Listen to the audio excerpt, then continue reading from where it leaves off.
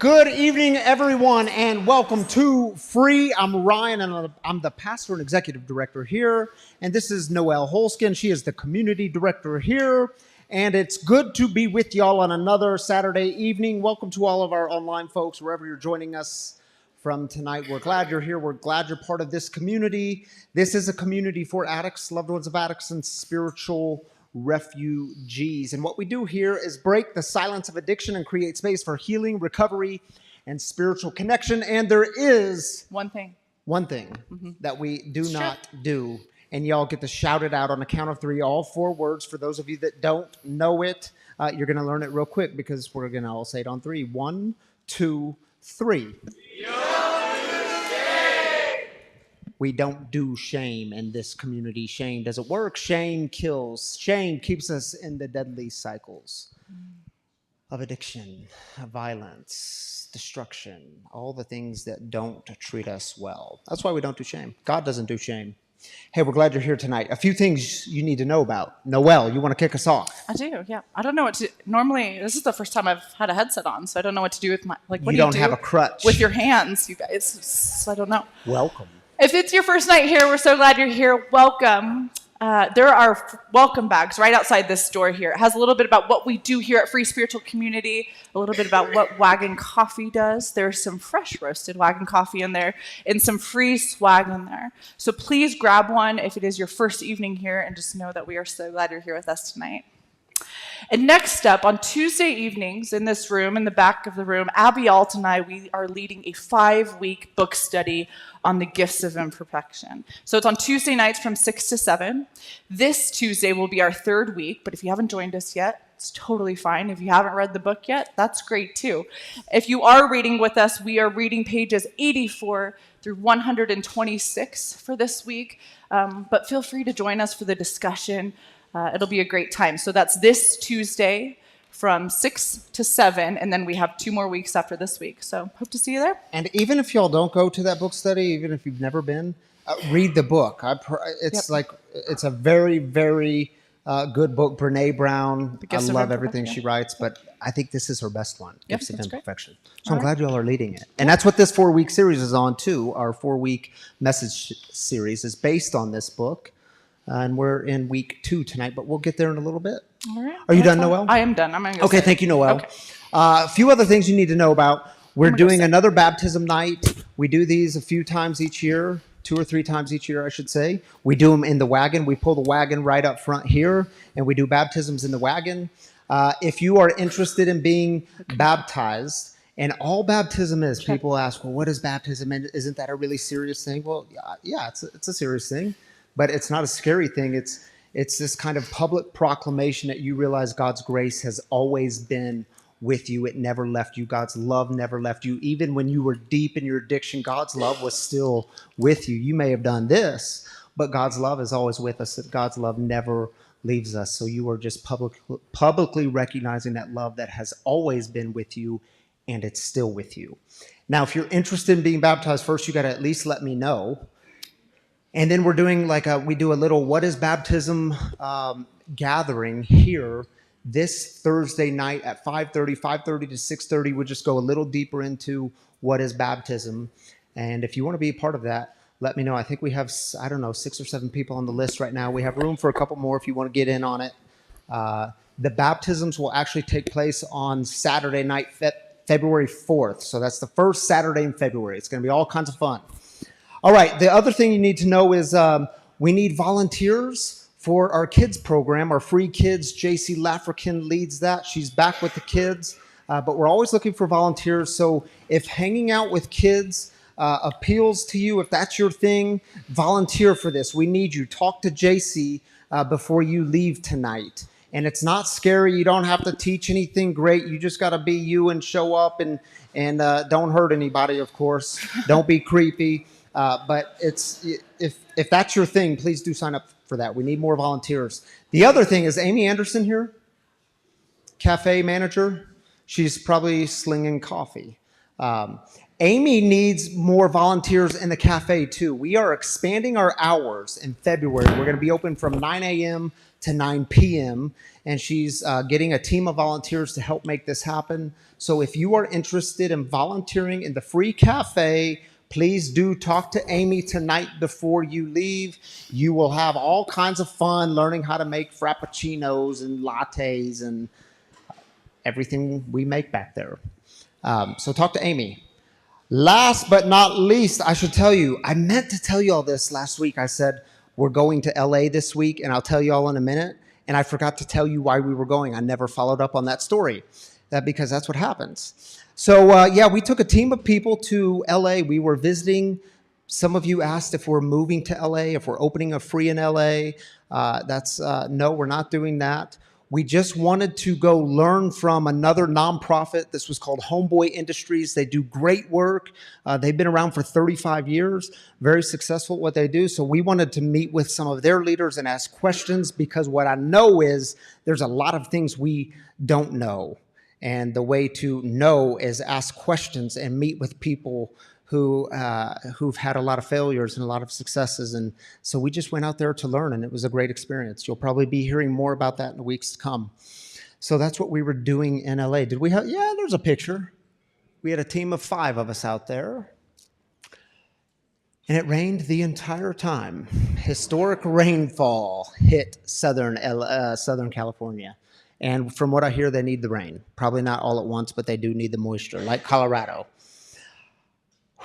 So there's a lot going on here. Next up is a little 60-second video. Kiera McAllister did a reel on 3 tips for women in recovery. Here it is. Here are 3 tips for the woman newly sober showing up for her recovery. Gratitude. As hard as it can be in early recovery, it's so important to remain grateful for the good things we do have in our lives. And there is always something to be grateful for. Maybe it is for this breath. Maybe it is waking up alive another day. No matter how small it may seem, making a gratitude list every day can help start the healing process. Join all sober events. Come all the way in and sit all the way down. These are your people. It won't always be awkward and weird. It was awkward and weird for us all. Women stick with women. It's important to find your tribe and a support system that truly understands what it's like to be a woman in addiction and recovery. Find a woman who has what you want and can walk through this recovery journey with you. Need a tribe of women? Come find me right here at Free Recovery Community. Woo, way to go, Kiera!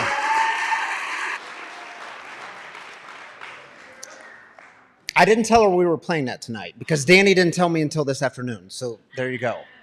Thank you for your service, though. Great video. If you are looking to do a recovery journey, women in recovery, talk to Kiera. She'll hook you up.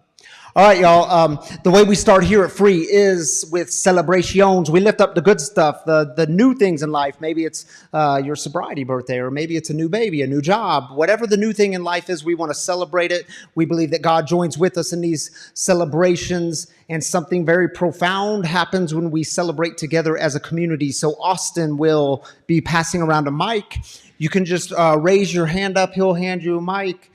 Give us your celebration. We want to celebrate with you. If you're online, just put your celebration in the comments on Facebook or YouTube. We want to celebrate with you there. And we take 3 minutes for this piece. So 3 minutes, it's yours.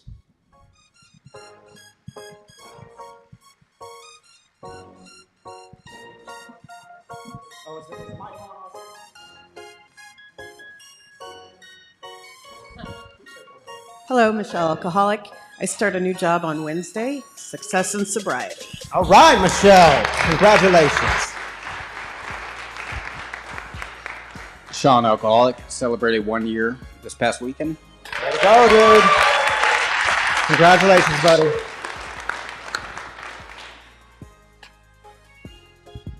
Melissa, alcoholic addict. On Thursday, I had 11 months. All right, Melissa. Way to go. Barry had 5 years. Way to go, Barry.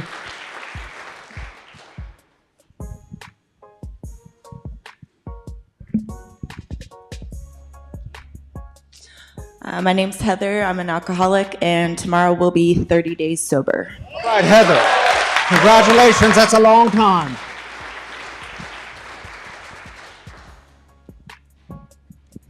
My name is Abby, and I would like to celebrate my husband, Chase. This week, he received an award at work that they call the Pink Unicorn Award. He was awarded for being a top performer and getting 3,000 hours. So, way to go, Chase.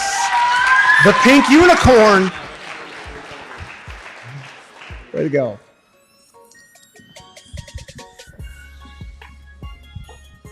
Hi, I'm Trisha, and I have 9 months of recovery. All right, Trisha. And Trisha is new on the tech team. Thank you, Trisha. We're glad you're here. Hey, I'm Chris, and tonight I got to hang out with my 19-year-old daughter. She came here to free and help me set up with the tech stuff, and I got to make my ninth step, the formal amends with her tonight. So it was awesome. Way to go, dude. That's how it works, Chris. Congratulations, man. Hi, I'm Rebecca, and I am celebrating because I'm so proud of both my kids for getting straight A's this last semester. All right. Austin, I got one up here first. I'm Tisha. I'm an alcoholic, and I'm celebrating my sister's 29th birthday for the 13th time. All right. Happy birthday. Hi, I'm Natasha. I just got 5 days sober and an 11-day-old baby. All right, congratulations. Way to go. Hi, I'm Stephanie. I'm celebrating 30 days today and 30 days of completing Pathfinder's recovery. Way to go. Congratulations. Thanks, Darren. I'm Holly with an IE, and I'm celebrating my 5th day in recovery again, but I'm here and I want to live, so. Holly with an IE. Congratulations, Holly. We're glad you're here. Austin, can I get that mic from you? If you can give it to the great Tammy Kennedy. Thank you, Austin, for running. All the running you did. Good evening. Yeah, welcome, Tammy Kennedy, ladies and gentlemen. I love that last one Holly just said, that you wanted to live. Man, that's a really cool thing to celebrate. Thank you for sharing that with us. You want to take the first one with our online community?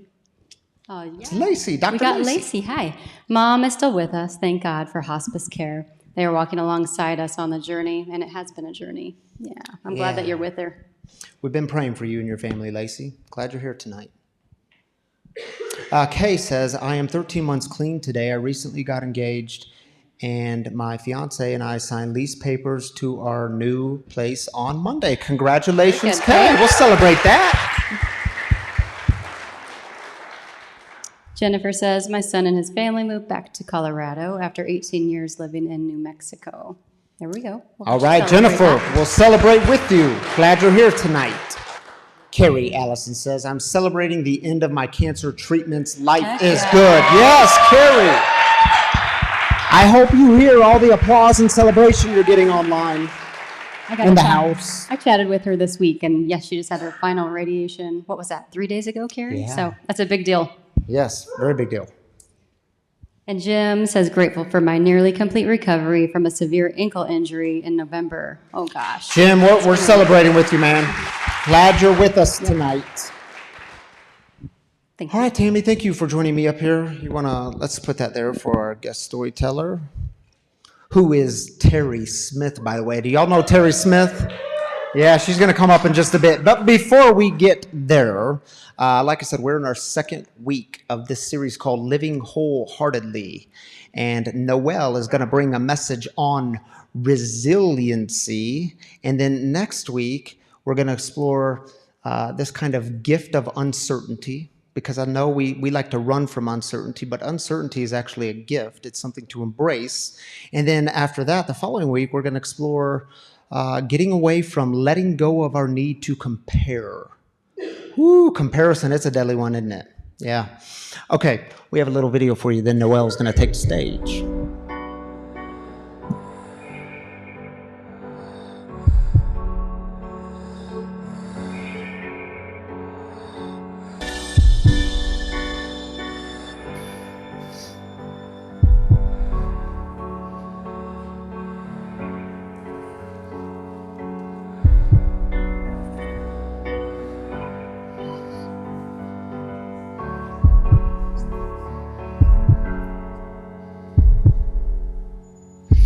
this is a basketball. And this was my sport growing up. And I played through college, and I was a shooting guard. And from a very young age, Coach Bob, who also happens to be my dad, he would have me stand in front of a basketball hoop for hours in our backyard and have me shoot these one-handed shots. In fact, I think I have this photo of my sweatshirt that I'm wearing. We were the YMCA Magic, 1995. I don't know if y'all heard of us or not. But Coach Bob, he's on the far right with a lot more hair than he's sporting now.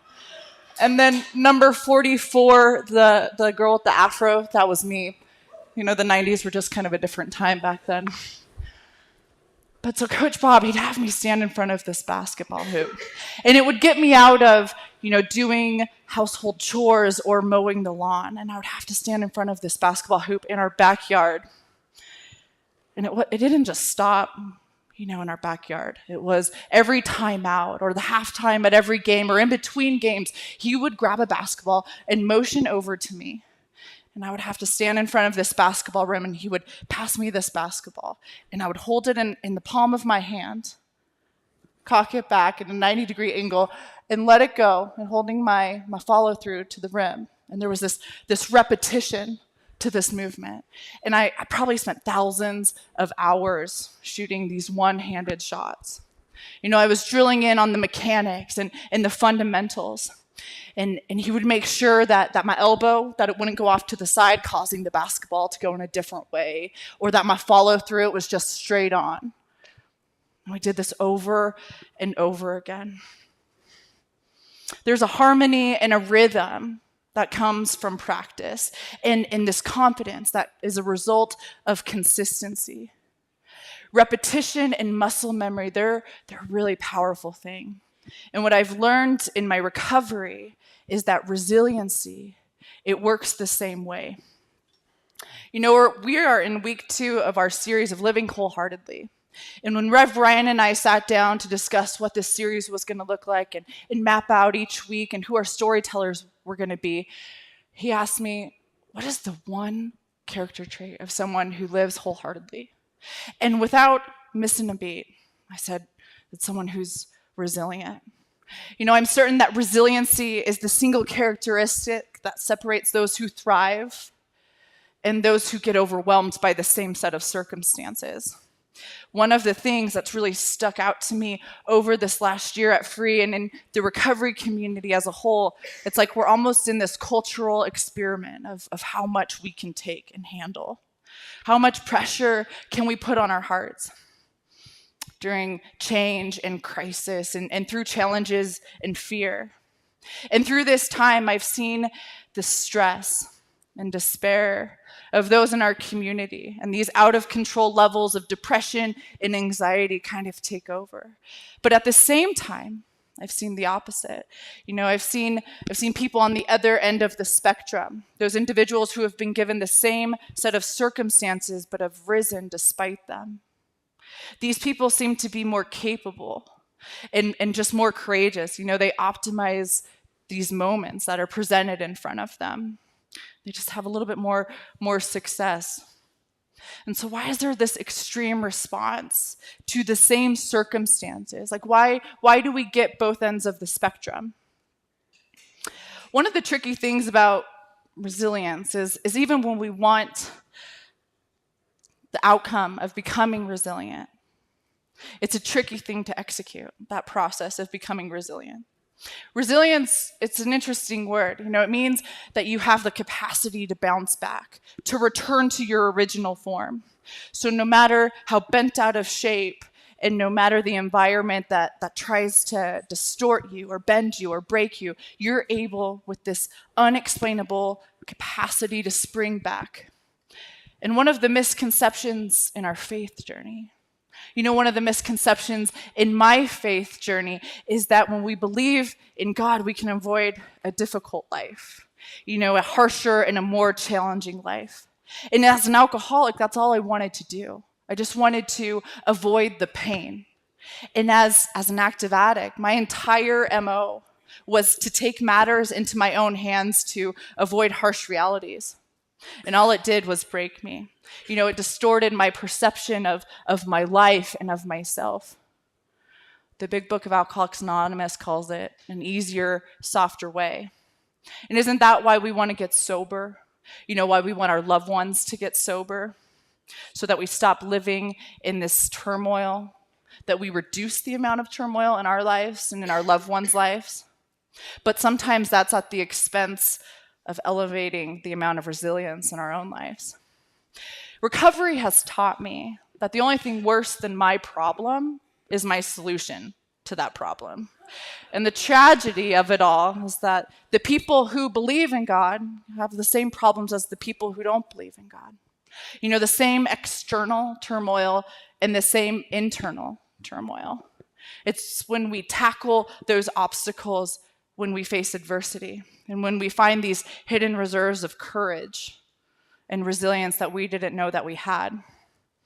So when our backs are against the wall and this turmoil, it's through the roof, how do we live into resiliency? How do we really lean into being resilient?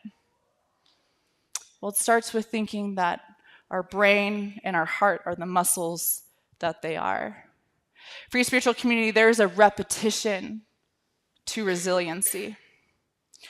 Tonight we're going to dive into a very short but a very powerful scripture, and it's in the book of Proverbs.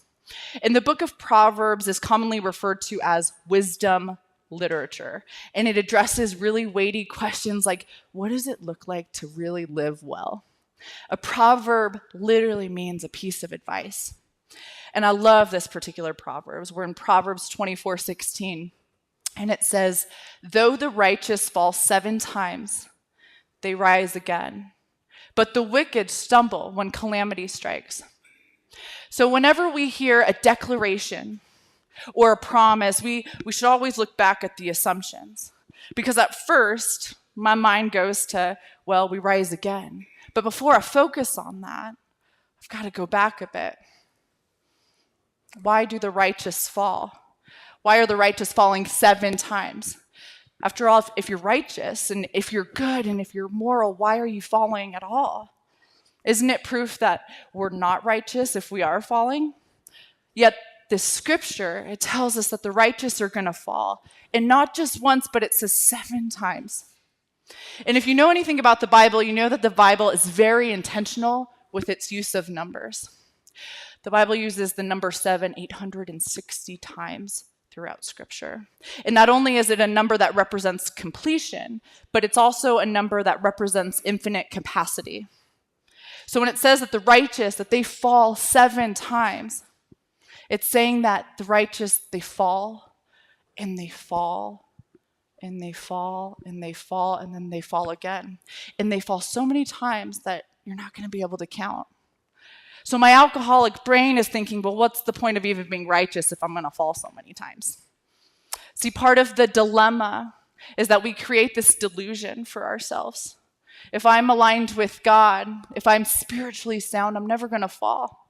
And yet God is expecting you to fall.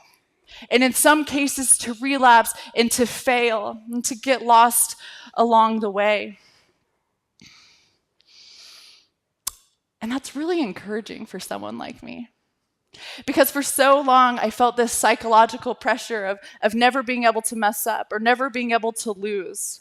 And the proof that I was aligned with God was that everything seemed to work out for me. And then when it didn't work out for me, I would ask these really hard questions like, well, am I wrong about God? Or am I wrong about, myself or everything? And then I realized, no, I was just brought into the wrong story. If you entrust your life with God, here's the promise. You're going to fall. And not just once, and not just twice or 6 or 7 times, but it's going to be a fundamental part of your life. So get used to it.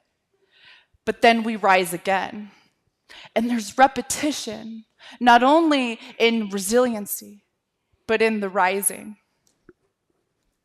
I find myself wanting to have some big faith, but I don't want the big problems that come with the big faith. But then I realize that if I have no problems, I really have no need for faith. So if you're in this season of your life and you're praying for bigger faith, just know that you're also praying for some bigger problems. And we get stuck when our problems keep elevating, but our faith doesn't elevate with it. That's when we get overwhelmed. But it's in that testing of the faith, that's where our resiliency is formed. I had this teacher in college, and she told us at the beginning of the semester, here are all the answers to the test. And if you study every one of these answers, you will get an A in this class. Can you believe some of the people still failed in this class? Some of us, even having all the answers, it isn't enough to succeed because we don't have that internal structure that gives us the choice to rise when we fall. The falling is God giving us the mechanics and the foundation to rise again. You know, he's just not trying to get you through. He's trying to get you the resilience to drive you through. He's not just trying to get you that A, but make you that A. You know, I got sober in a club in South DTC. For those of you who aren't familiar with DTC, it's the Denver Tech Center. It's about 20 minutes south of Denver. And I remember my first 30 days of sobriety, I would sit in a chair in the very back of the meeting, and I would look up at these two banners that hung from the wall. And I did this to avoid eye contact and avoid getting called on. But one of those banners was the 9th step promises. And it was listed out, you know, like a list, and I would look up at it every meeting. And I remember getting halfway down, and it read, "We will not regret the past, nor wish to shut the door on it.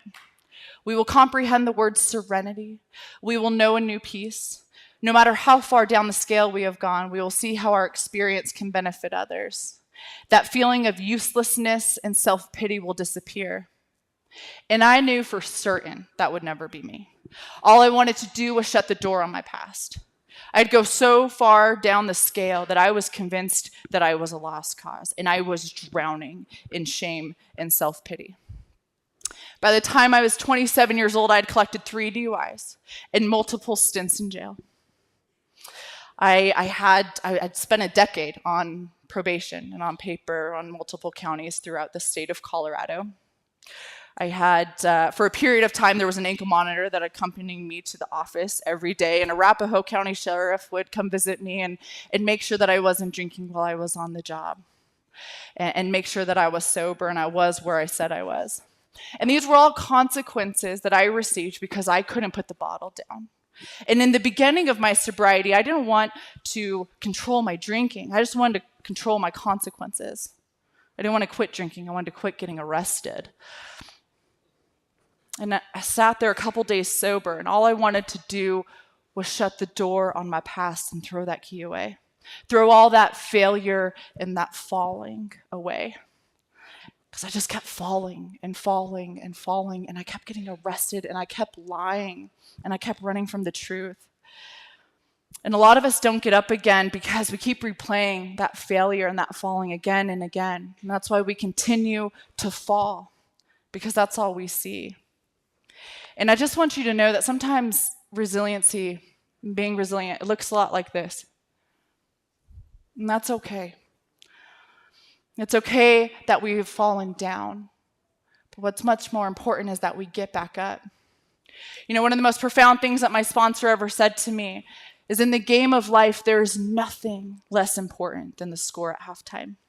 The tragedy of life is not that we almost lose, but it's that we almost win. And so part of the work that we do in recovery, you know, this inner work, is changing that motion picture in our head.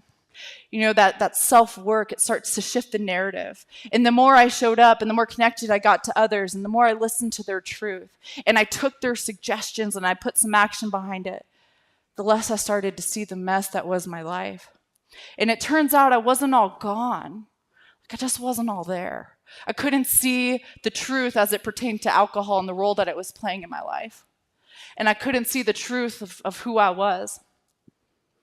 You know, and I'll never forget sitting in those rooms a few weeks later and wondering how I was going to lean into this work, the work that I was being told to do. Like, how was I going to remember to utilize all these tools, to depend on prayer, to start my day out with meditation, to end my day with taking an inventory of my behaviors for that day, to call another woman when my brain started to get a little squirrely and my thinking was a little off.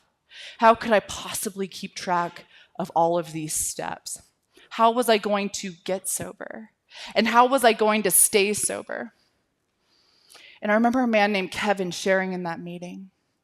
And he shared about how part of the word spiritual is the word ritual. These seemingly unrelated actions that we take. And it was a lot like muscle memory. And then a light went off in my head. I knew all about muscle memory and about repetition. Muscle memory, by definition, is the ability to reproduce a particular movement without conscious thought. And it's acquired because of frequent repetition of that movement. It's exercising those muscles daily until inadvertently, almost accidentally, it becomes a habit. And it becomes a ritual. And those rituals lead us to living life with a bit more spiritual elegance than we did. Just like the thousands of one-handed shots that Coach Bob had me do. How did I know that when that basketball left my fingertips that I knew it was going in? It was because of the work that I did when no one was watching. You know, the shot after shot, those fundamentals, and those mechanics, and knowing that it's the repetition that helps us again, that helps us rise again. And if sports and muscle memory aren't your thing, these are the same things that we're taught in recovery. Every day we have to practice these principles in all our affairs. Remembering that it's progress and not perfection that keeps us on the spiritual path and keeps me sober, and most importantly, keeps me in line with God's will. There is a repetition in resiliency, free spiritual community. So what actually develops resilience? Like, what allows us to get up one more time, and one more time, and one more time after that? You know, early in my sobriety, I was told to take it one day at a time, and I did. I took it one prayer and one suggestion at a time. And then after some time, some things started to shift for me. I went from trying to just get through each day, trudging along, to wanting to maximize each day. And I began to see this shift in me wanting to shut the door to my past, to sharing my testimony with others so that I could benefit them. And that shame and that self-pity, it started to dwindle away, and it was replaced with humility and just a bit more courage. Resiliency is born through the repetition of the little things, the daily things, and that's how we live wholeheartedly. The difference between being resilient and those who lack resiliency, it's not those who fall and those who do not fall. It's a differential of one. It's not the differential of 1,000 or 100 or 10. It's just a differential of one. See, it doesn't matter how many times you fall. You just have to get up one more time than you fell. And that's the power of resiliency. When we have the foundation and the fundamentals and the mechanics down, we can lean into that and get up one more time. That's the repetition of resiliency. You know, I'm a big fan of gritty comeback songs and lyrics filled with perseverance, but it didn't quite fit tonight. And this past week, Rev Ryan and a couple of us leaders here at Free, we were in California doing some research what the next steps for Free looked like by visiting another nonprofit who has thrived over the past 35 years. And when we got in the car to drive to Homeboy Industries in Los Angeles, Rev Ryan, he played this song. And it's a little 7-year-old boy in his school classroom in Jamaica singing this song. And then producers, they got a hold of it and remixed it a bit, and this song, it went viral. Rushan, he only sings 5 lines in this song. It's simple, but it's profound. And sometimes it's the little things that stick with us. Sometimes we got to take things back to the basics, break them down a bit, get back to the fundamentals and the mechanics. So here's It's a Beautiful Day.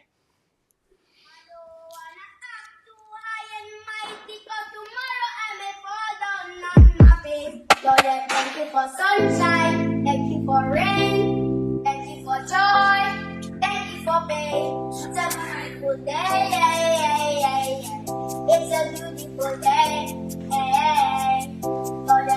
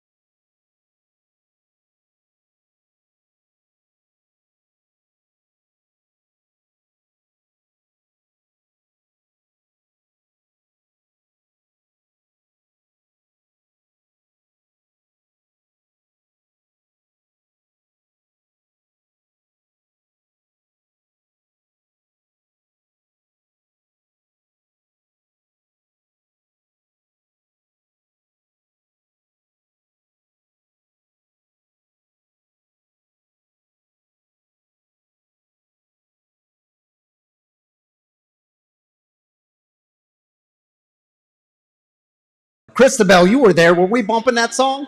Yes, we were hardcore because that's the way we roll. All right, y'all, if you're new with us tonight, you should know that every Saturday night we have a guest storyteller to join us up here in the living room to share some of their story around the topic at hand.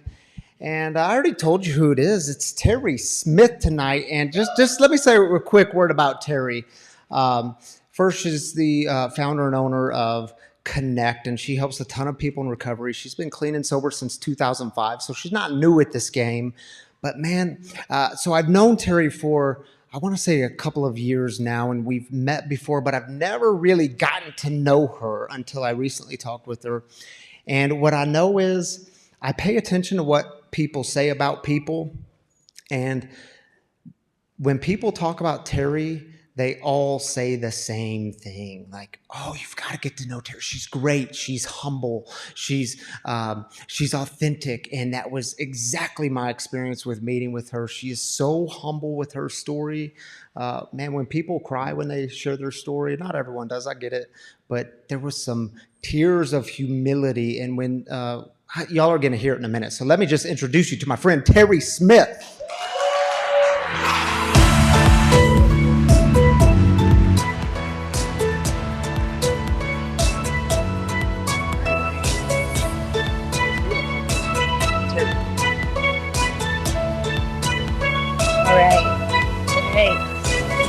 Sarah, I didn't fall. Sorry. She said No falls today. and that'll be your resilience. Yes, you would have gotten back up. How about You're that?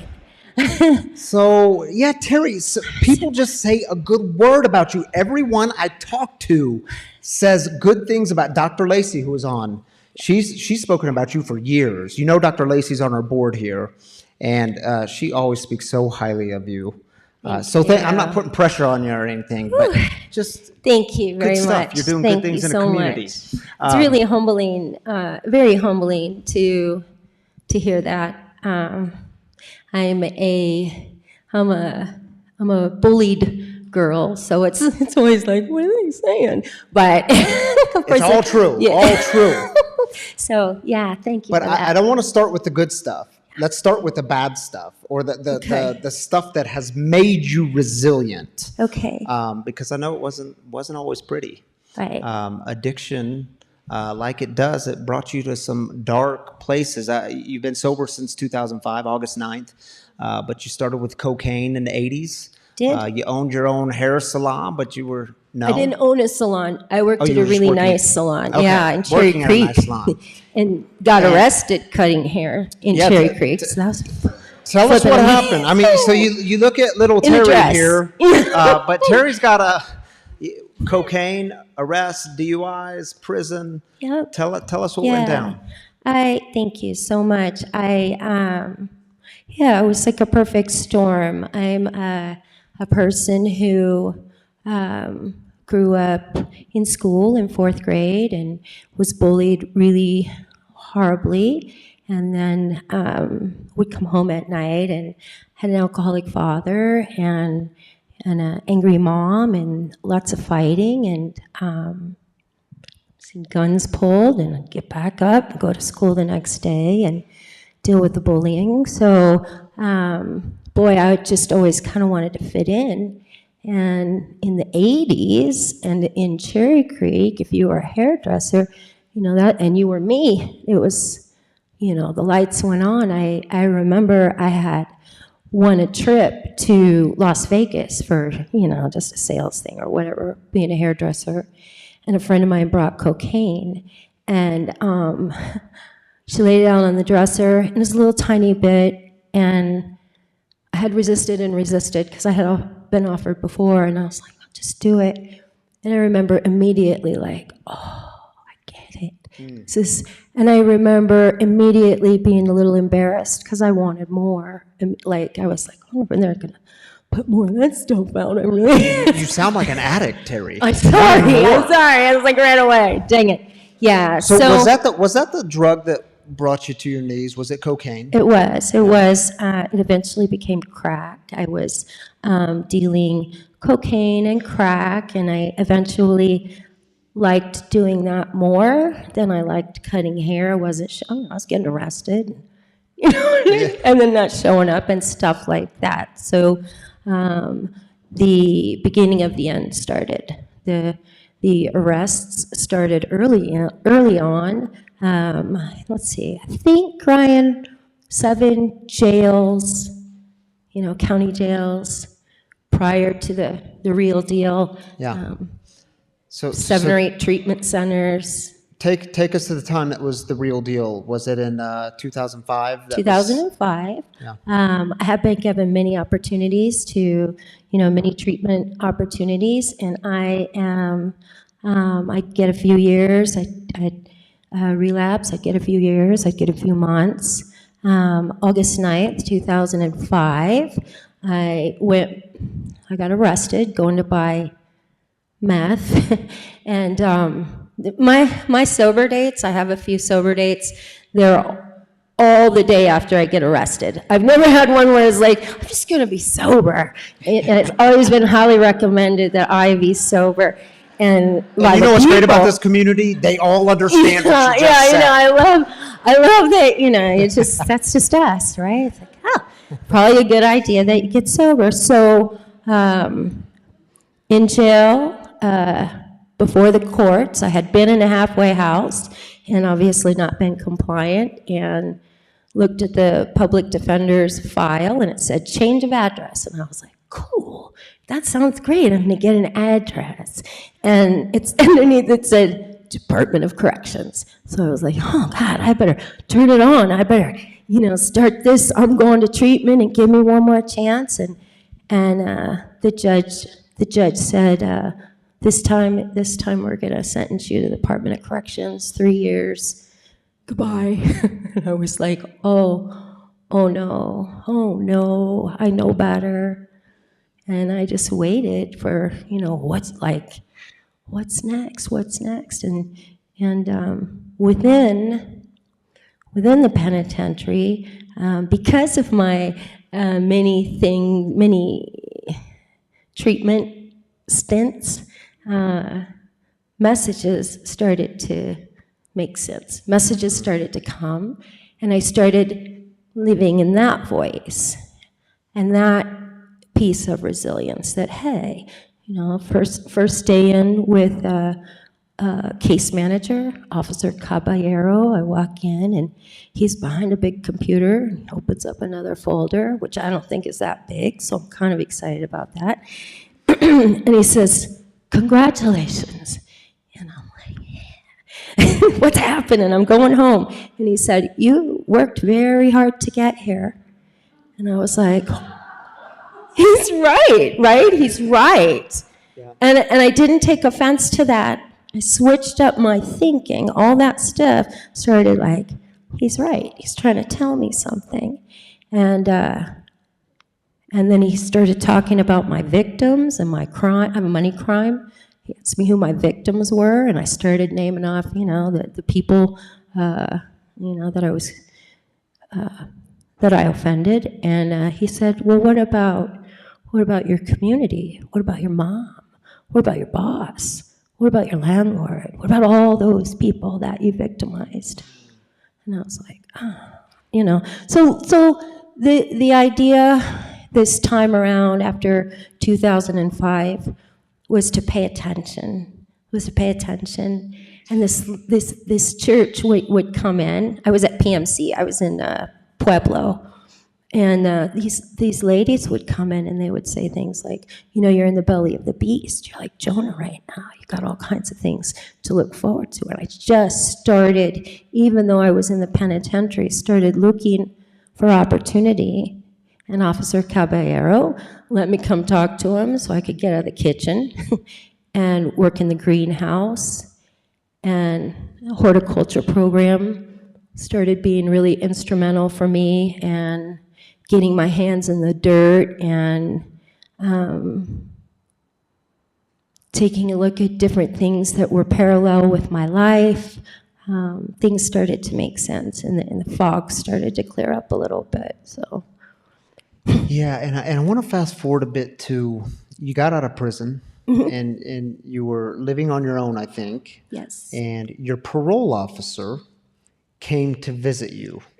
Yeah. And when you told me about this conversation, I said, please share that conversation, because this is like resiliency when we fall and we come back up. And a fall isn't always a relapse. You all realize that, right? But tell us what the parole officer said to you. Okay. This is a great story. It's my birthday. It's July 6th, and it's 2007. And I live above the Oriental Theater. I live in a shoebox apartment, and I work as a server at a small Italian restaurant, going to CAC school. And just like was mentioned earlier, the parole officer will come in the house. The parole officer will go in your trash, in your shoes, and it's all fine. It's all fine, but that's what they have to do. It's my birthday. I'm dressed up, and I'm getting ready to go buy myself a ring to celebrate being sober. It's being my birthday. I'm doing what I'm supposed to be doing. I'm really excited, and I live in a security building. The Oriental, you have to have a key. And then, so the parole officer would always call me, and I'd let him up, and then, but pound, pound, pound, that loud knock. And I was like, what the hell? Open up the door, and it's Officer Simpleman. And I'm kind of taken aback, and he looks at me, and he says, where are you going? Because I was dressed up. And I said, it's my birthday. I'm going to go buy a ring and celebrate. And he says, sit down. And I got scared because I had a lot of restitution, $26,000, and I felt a little bad because I was like, I just told my parole officer I'm going to go buy a ring, and now I'm going to jail and whatever, right? So I sit down. That Oriental sign is my living room. That window is my living room. We're sitting at a teeny tiny dining room table. This guy sits down, and he says, hey, if I go to your job and you're not at your job, I come here and you're here. You're either at work or you're either here. And I said, that's awesome. And and he said, no, I'm really worried about you. I'm worried that if you don't find your community, and I'm worried that if you don't connect, that you're going to end up right where you were before I met you. And he said, what do you like to do? What are you good at? What do you like to do for fun? And I said, I lied, and I was like, I ride bikes, and I love running, and I read, and I was like reading all the stuff from the dating app, right? I also garden, and then I was like, wait a minute, this guy's trying to help me. This is my parole officer sitting at my table. And I said, Officer Simpleman, I don't know what I like to do. I like to do cocaine, and I like to drink. And other than that,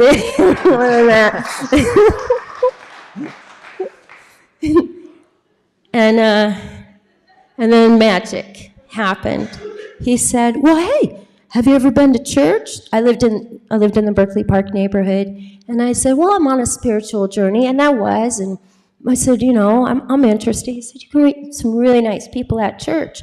Why don't you go? There's a church right up the street on 44th or whatever. And I was like, okay. And then he had a talk with me about dating. And he was like, are you seeing anyone? And I said, no, my therapist said 5 years. And he said, isn't it 2? And I said, I got 5. And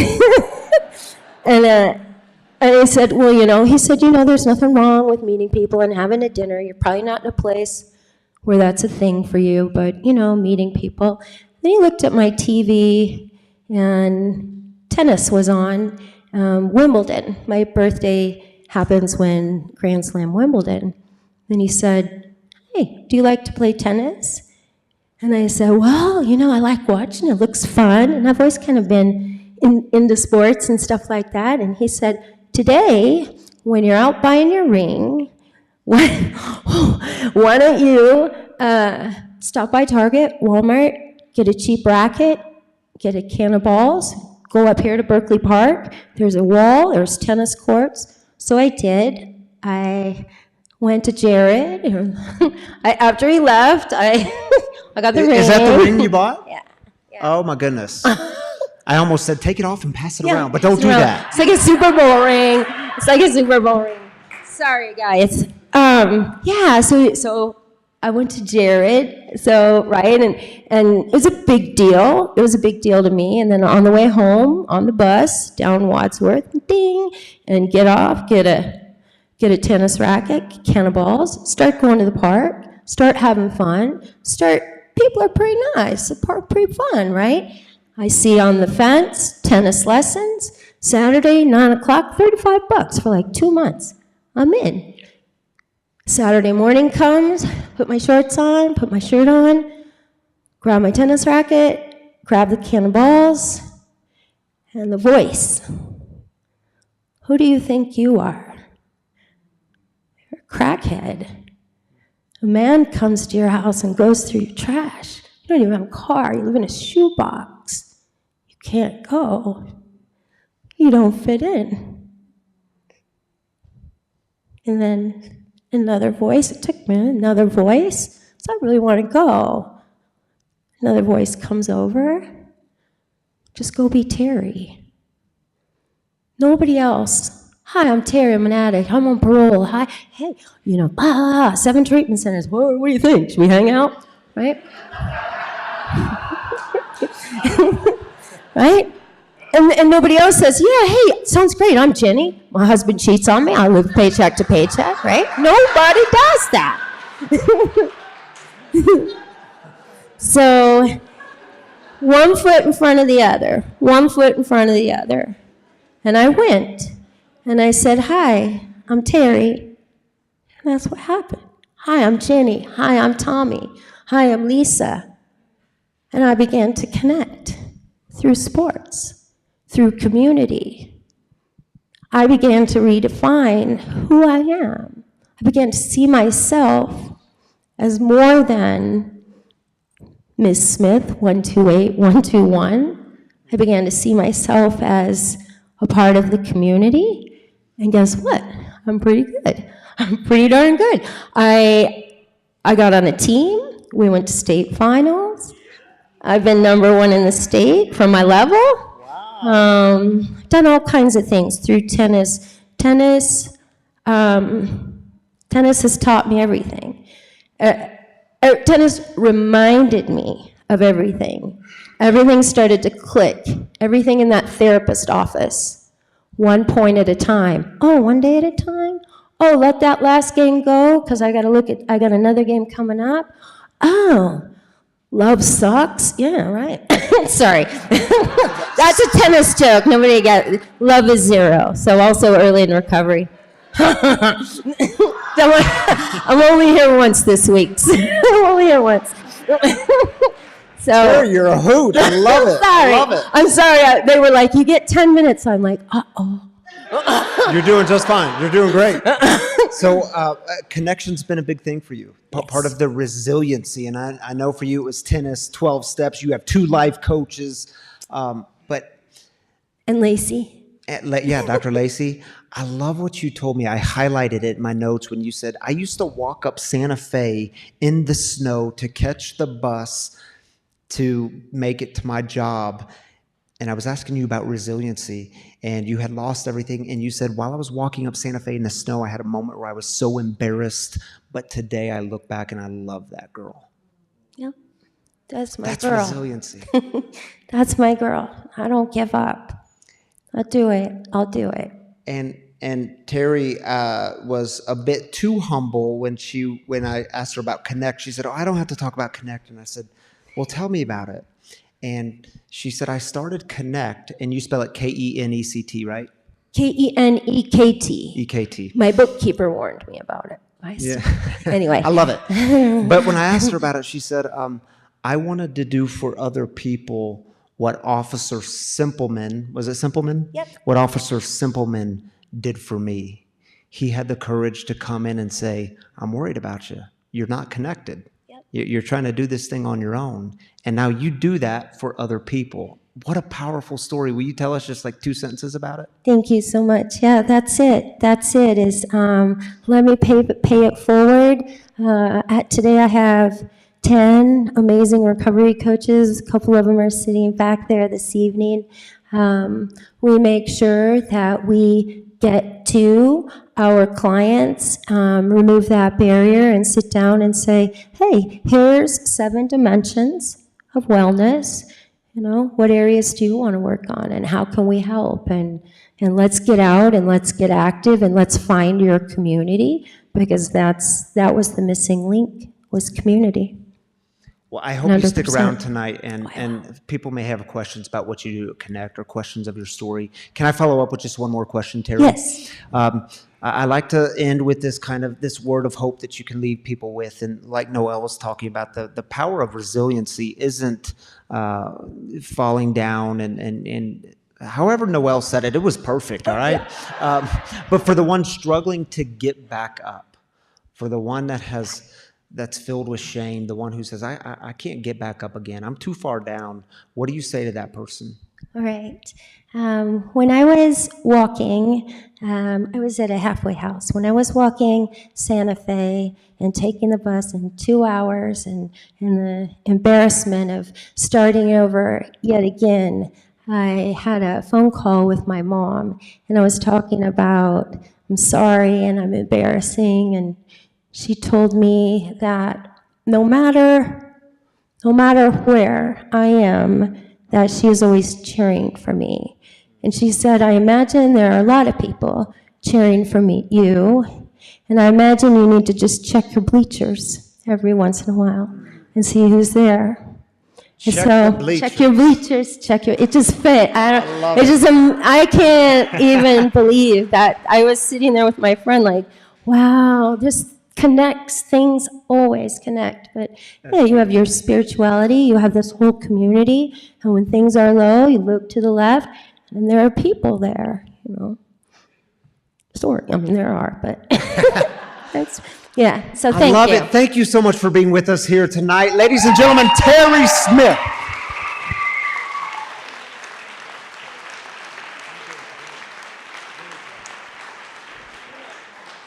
Oh, thank you. Thank you for the laughter you brought to us tonight, too. Oh, sorry, I should give you a hand. You got it? You want me? I'll take that from you. Uh-huh.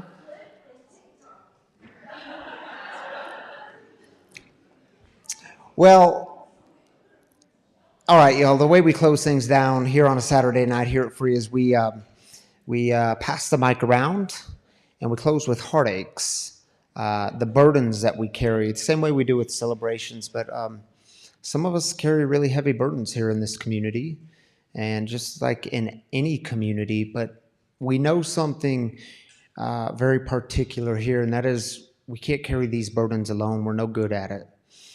So we lift these burdens up. We pray for one another. We connect with one another. God always hears the cries of the people. So that's why we lift these burdens up. So take 3 minutes. Again, if you're online, just drop your comment in the Facebook comments or the YouTube comments. We'll join with you there. Here in the house, you people, just put up your hand. Austin will bring you a mic, and we will lift your heartaches. Oh, sorry.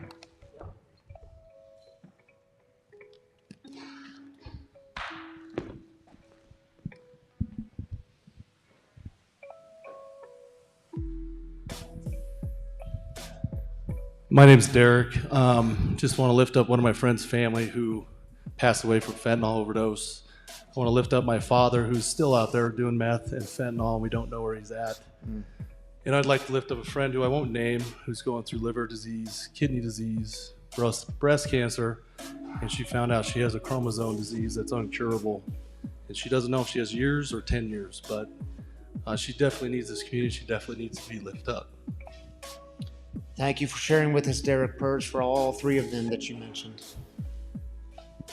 Hi, it's Holly again. I carry the burden of in 97, my firstborn child died of SIDS. So she was 2 months old and 11 days, and I lost my faith that day. So that's one of the many burdens I carry. Yeah, thank you for sharing that with us, Holly. I hope you come back. Hope to see you again. Glad you're here.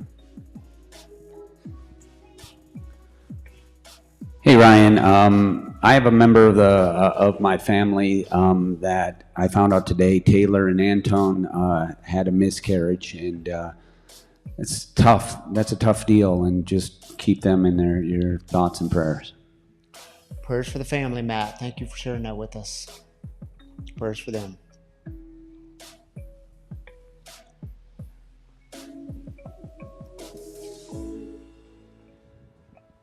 I got a text today from a friend that says, hey, could you pray for my father-in-law? I just found out he got brain cancer. And I said, I could do you one better. Going to a big group tonight, so we're going to send up a lot of prayers for you. And I think the power of all of us coming together and praying, actually going home and praying for these people is really powerful. Yeah. Please pray for Doug. Prayers for Doug. Thank you for that, D. 40 seconds left. Anyone in the back? Because Austin can run. I'll share. I'm Pamela, and maybe been thinking a lot about a very close friend of mine. We've known each other since we were 19 years old, and yesterday she just called and told me that her husband is an alcoholic and he won't get help, and what it's doing to the family, and I had no idea. So just goes to show you just never know, no matter how close you are to someone. So just prayers for her. She's struggling. She's going to Al-Anon. She's doing all the right things, but she's struggling. So thanks. Her name's Yolanda. Prayers for them. Thank you for that, Pamela. Did we have one more in this section? Let's do one more, Austin. Matt, you want to join me up here?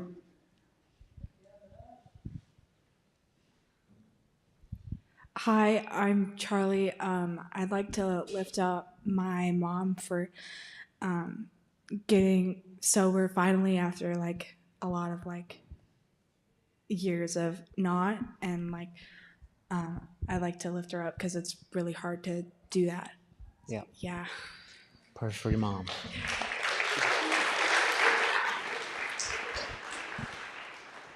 Thank you, Austin. And Matt, before we jump on with the online people, I've got one more. You know, Amy, our cafe manager, and I, we were in here straightening up chairs and cleaning up a little bit, and we found a ticket on the floor, and someone wrote on it. I won't read it word for word, but it says, I'm going to hurt myself. And I don't know if this person is here tonight, if they were here earlier today. Can we just take like 30 seconds of silence and lift this person up? Will you all extend energy and prayers and grace to this person? And I don't even know their name.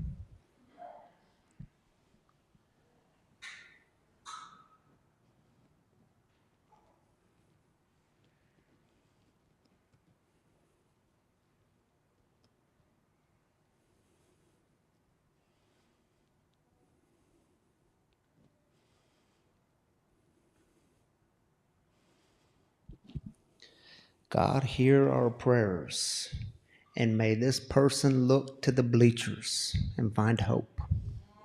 Amen. Amen. All right, Matt, we're going to join with the online community. You get to take the first one. You feeling better? No. I have 3 fractured ribs. I We'll still pray for look you. good, though. Stephanie's a great friend of this community. Kids being hurt by parents who are unable to do life on life's terms tops my heartache list tonight. Yeah. Prayer, Lifting them Stephanie. up. Thank you, Stephanie. We'll see you in a couple weeks. Sam says, would like to lift my friend and his family. They lost their 16-year-old daughter, Lena, to suicide yesterday. She was struggling with mental health issues. Samantha, we're lifting them up. Prayers for that family. Prayers, Lena, I think is how you pronounce her name. Prayers for them. Glad you're here tonight. Christy says, prayers for Amanda Nelson and her sister who is stuck in her addiction. Yeah, definitely. This is the community that, a community of the bleachers, the prayers. That's right. Amanda Newton, not Nelson. That's what she said.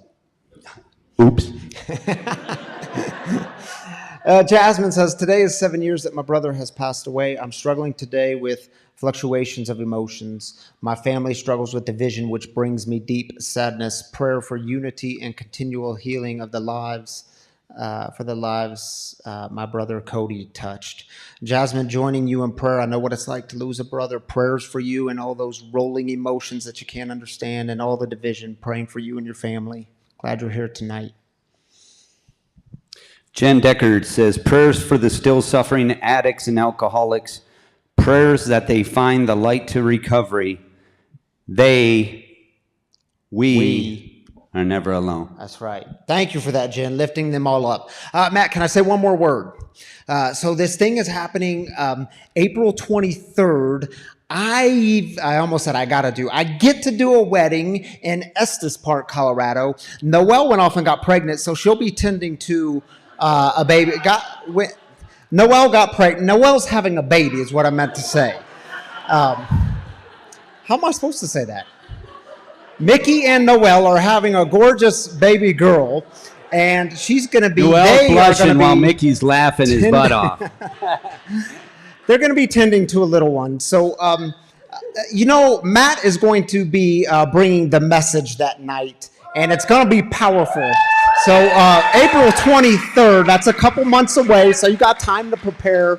But thank you for stepping into that role and being a leader in this community. And if you've ever heard Matt share, he's got a powerful word to bring. So April 23rd, you can mark it on your calendars early. Still a couple months out. But thanks for that, brother. Appreciate you, man. All right, y'all, I do need to mention one of the ways we do this work together, a very important way that I mention every week is giving. Your generous giving keeps this community going. It keeps this community growing and thriving in our mission of breaking the silence of addiction. I hope you all see each week and in your own lives of recovery how important this mission is. And truly, I tell you, without your generous giving each week, we don't exist. So thank you to all of you who give online or you give while you're here, either tonight or throughout the week. And I just want to let you know that there are 3 ways to donate here at Free. And the first way is to simply download the app. It's free. All of our content is on that app, and you can give one time or weekly, monthly, however you do that. Or you can go to the website, freespiritualcommunity.com/give, and you can give there, same deal. Or you can text the number on your screen. It walks you through some instructions. It's pretty simple. All of these methods are safe and secure. And I meant to mention last week, I put this on Facebook and Instagram. Many of you have asked, did you meet the $10,000 matching donation? Yes, we met it in like a matter of 2 weeks. So thank you for everyone who gave to that. So powerful. You all stepped up. It was like I looked at Subsplash. That's our giving platform. It was like ding, ding, ding, ding, ding, ding, ding, ding, ding. Thank you all for being a part of that. I think I announced that back on the day after Christmas, but y'all moved in action really quickly, and you were so generous. Thank you for making that a practice in your life. It truly makes a big difference here. So thank you, thank you, thank you. Shall we close in a prayer? The answer to that is yes, we shall. Yeah. Come on now, people. We are spiritual beings here, having an experience. I invite you to just open your hands if you want. It's just a sign of openness, the openness to God's movement that is always happening in our midst. It's happening in you, through you, and all around you, and sometimes you actually get to be aware of it. Let's go out with the serenity prayer. If you don't know it, it's on your screen. God, grant me the serenity to accept the things I cannot change, courage to change the things I can, and the wisdom to know the difference. Amen. My free brothers and sisters, this week, look to the bleachers because they are everywhere. Grace and peace to you. We'll see you next week.